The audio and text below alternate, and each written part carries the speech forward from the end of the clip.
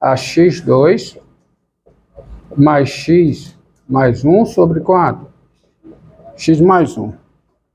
Mas isso é qualquer que seja x no domínio da f.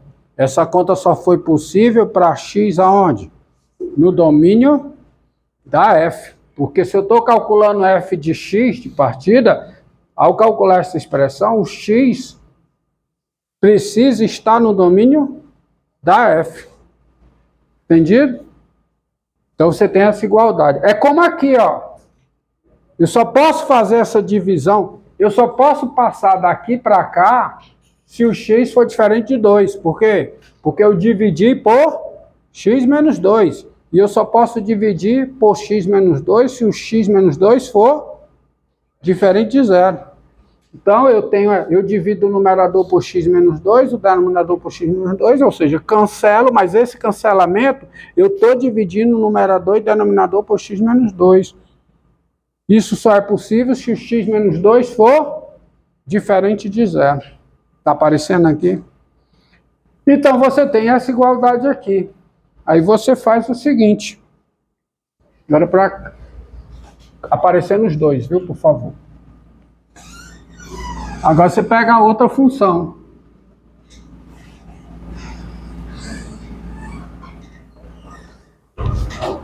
Seja, ó, g de x igual a quem? Hã? X ao quadrado mais x mais 1 dividido por quanto? X mais 1. Tem.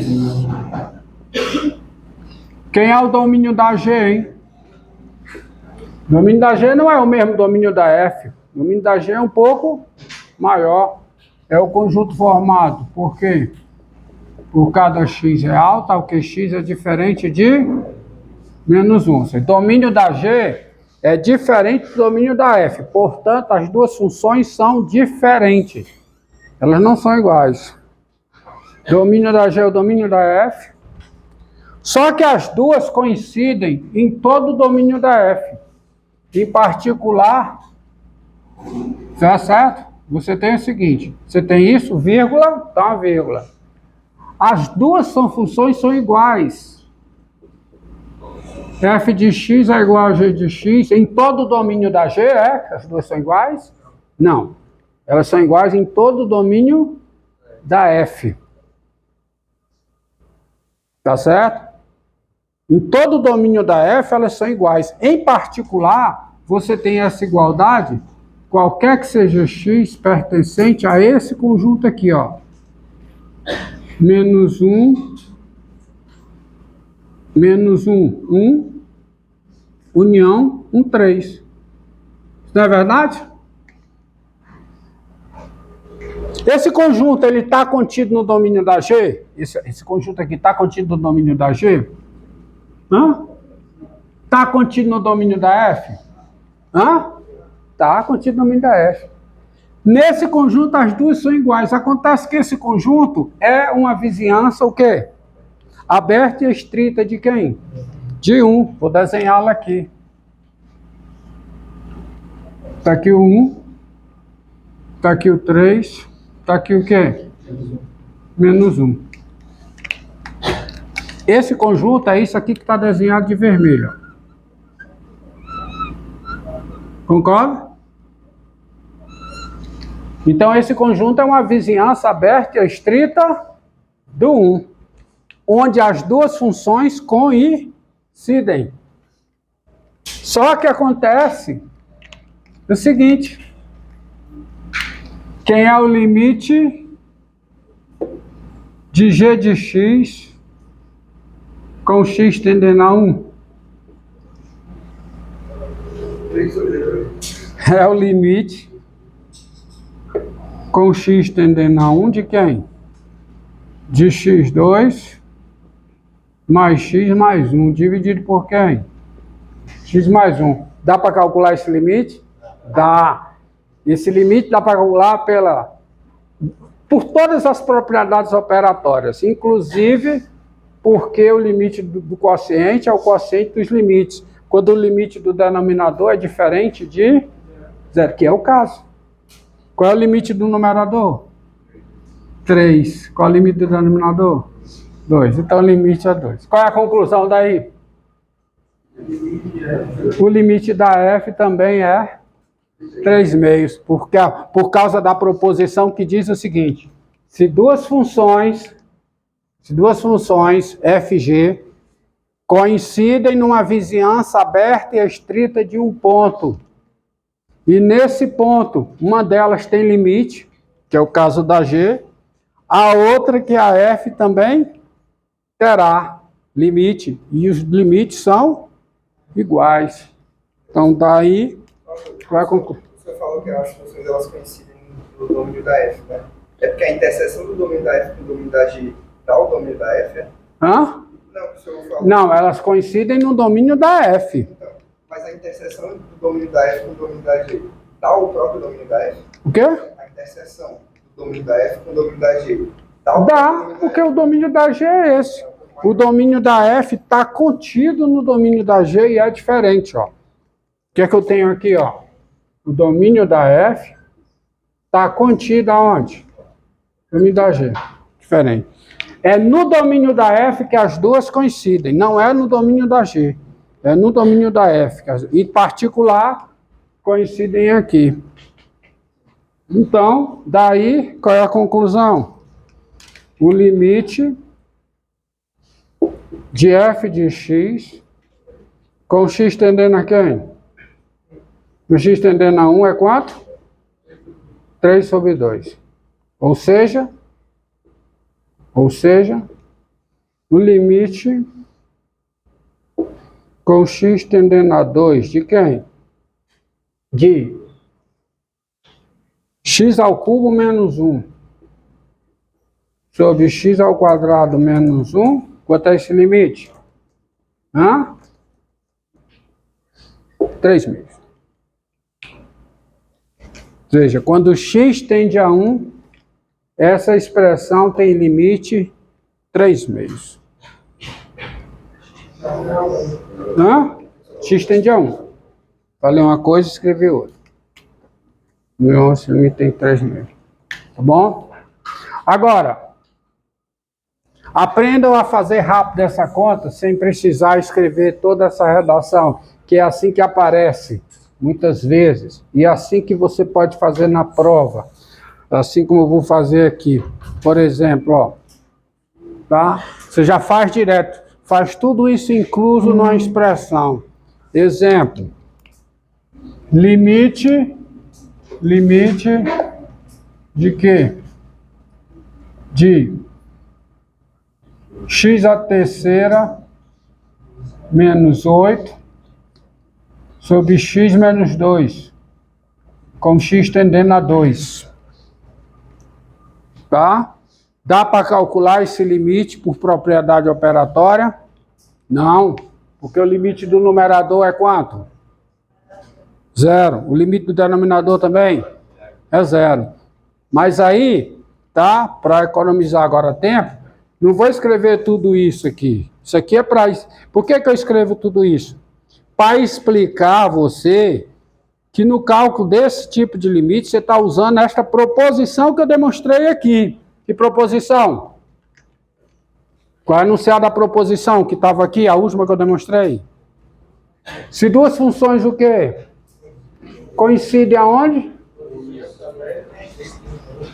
Se duas funções coincidem numa vizinhança aberta e estrita de um ponto, e uma delas tem limite nesse ponto, a outra também tem limite nesse ponto, e os limites são iguais. Tá? Então, o que eu escrevi aqui é para explicar que no desenvolvimento comum que se faz, que aparece nos livros, tá?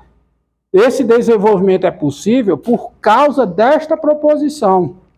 Que o desenvolvimento você faz logo direto, ó. Você chega aqui e escreve isso aqui. Bem, não dá para calcular o limite do jeito que está, porque eu fico 0, o numerador tem limite 0, o denominador tem limite 0. Eu nem gosto de escrever de falar assim, você fica com 0 sobre 0. Como é que você fica com 0 sobre 0 se 0 sobre 0 não existe? Tá? 0 sobre 0 é uma indefinição enquanto propriedade aritmética. No contexto das 4 operações aritméticas, 0 sobre 0 é uma indefinição. Não está definido. Mas aí você chega e escreve assim, ó. Limite com x tendendo a 2. Aí usa da fatoração. Qual é a fatoração de x3 menos 8? Ó, x3 menos 8 é x ao cubo menos 2 ao cubo. Sobre o quê? Menos 2. Mas quem é isso? É o limite com x tendendo a 2. Agora dá para fatorar. Tá? Qual é a fatoração de x à terceira menos 2 à terceira? X menos 2 vezes o quê? X ao quadrado mais 2x mais 4. Por quê? Porque já foi estudado aqui. Diferença de 2 cubos. Dividido por x menos 2. Aí quando chega aqui, eu pulo direto para cá. Isso é o limite com x tendendo a 2. De quem? Divide numerador e denominador por x menos 2. Isso é quanto? Essa expressão é x2 mais 2x mais 4. Aí essa segunda igualdade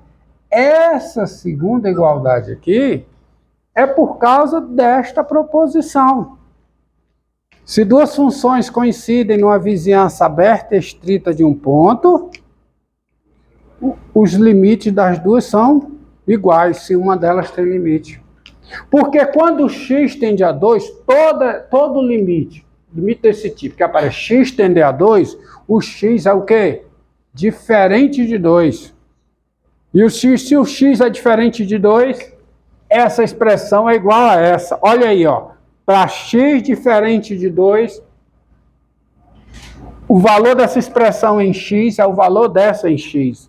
As duas expressões têm o mesmo limite, ou seja, as duas funções dadas por essa expressão, as duas expressões dadas por essa expressão, elas coincidem. Coincidem em todo x diferente de 2. Em particular, elas coincidem numa vizinhança aberta e estrita de 2. Se elas coincidem, as duas têm o mesmo limite, se uma delas tem limite. Mas essa daqui tem. Quando você chega aqui, você calcula o limite, porque o limite é o limite de uma função polinomial. E qual é o limite de uma função polinomial num ponto? Que é o limite disso aqui no 2. Quem é? 12. Acabou. É assim que se faz. Agora você entenda, de uma vez por toda, essa passagem daqui para cá é por causa da proposição que diz que se duas funções coincidem numa vizinhança aberta e estrita de um ponto, e uma delas tem limite nesse ponto, a outra também terá. Entendido aí? Tá? Então tá aqui, ó. Chega para cá. Essa expressão é igual a essa para todo x diferente de 2. Mas é o caso, porque eu estou fazendo x tender a 2. E se o x tende a 2, x é o quê? Diferente de 2. O x não é 2. O x é tomado cada vez mais próximo de 2, mas ele nunca é 2. Então essa expressão é igual a essa. Para x diferente de 2. Ou seja, você pega a reta toda, e a reta, está aqui o 2,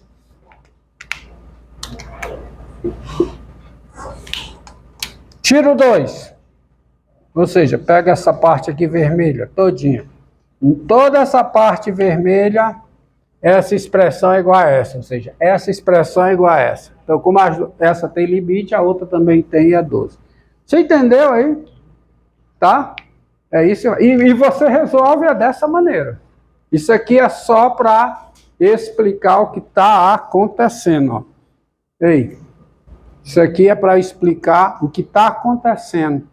Tá? Aqui, aqui, aqui Eu estou usando essa proposição. Vamos ver um outro exemplo.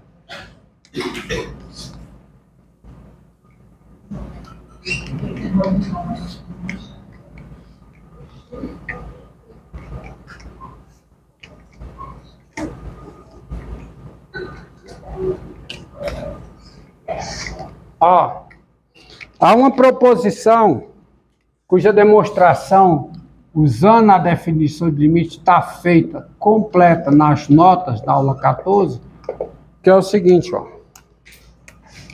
Dado, isso se demonstra, viu? Dado N natural não nulo e P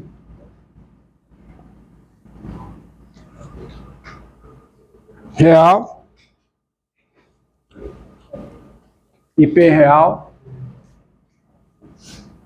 tens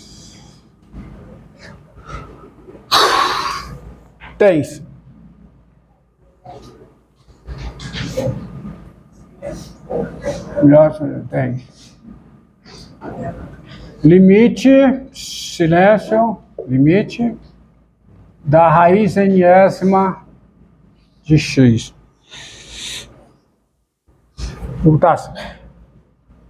Dado N natural não nulo par, viu? E P maior que ou igual a zero, tens limite da raiz enésima de x com x tendendo a P, isso é a raiz enésima de P. Que a intuição diz, tá? Essa proposição confirma o que a intuição já diz. Quando eu digo proposição é porque a demonstração é usando a definição de limite. E essa daí é a definição importante porque a intuição falha muitas vezes. Vocês verão aqui casos em que a intuição falha. E a outra versão é dado N natural não nulo ímpar. É claro que se é ímpar não é natural não nulo, tá? Mas deixa assim. IP real tens limite da raiz enésima de x com x tendendo a P é igual a raiz enésima de P.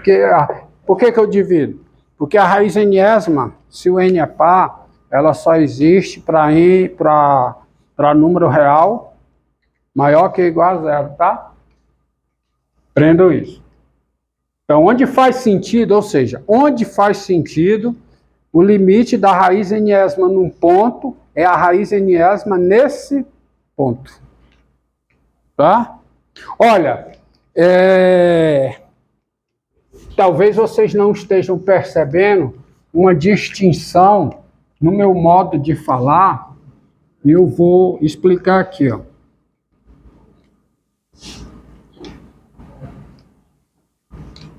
Quando você pega,